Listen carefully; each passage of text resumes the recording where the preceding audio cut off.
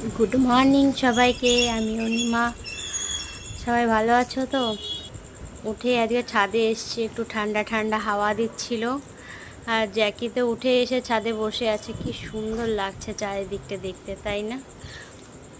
পুরো অপরূপ লাগছে, আর পুরো হাওয়া দিচ্ছিল। সকালটা খুব সুন্দর। তারপর সকালের কাজ টাজ করে চলে এলাম চান টান করে পুজো দিতে। পুজো দিয়ে ঠিয়ে দেখছি কি বর কি করছে। ফুল গাছ একটা ছিল, সেটাকে দড়ি দিয়ে টানিয়ে সেটাকে ঠিক করছে। এই কাজটা করে তারপর চলে এলাম রান্না করতে। এদিকে ভাত ডাল বসিয়েছি, তা করতে করতে চলে এসছে মেঘ। এখন দেখি ওপরে ওটা সব ভেঙে পড়ে গেছে।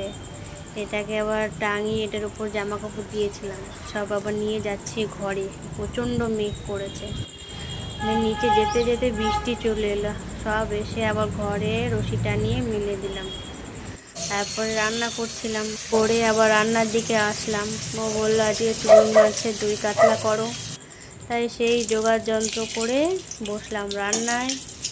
এবার দই কাতলাটা কী করে বানিয়েছি সেটাই তোমাদের দেখাচ্ছিলাম।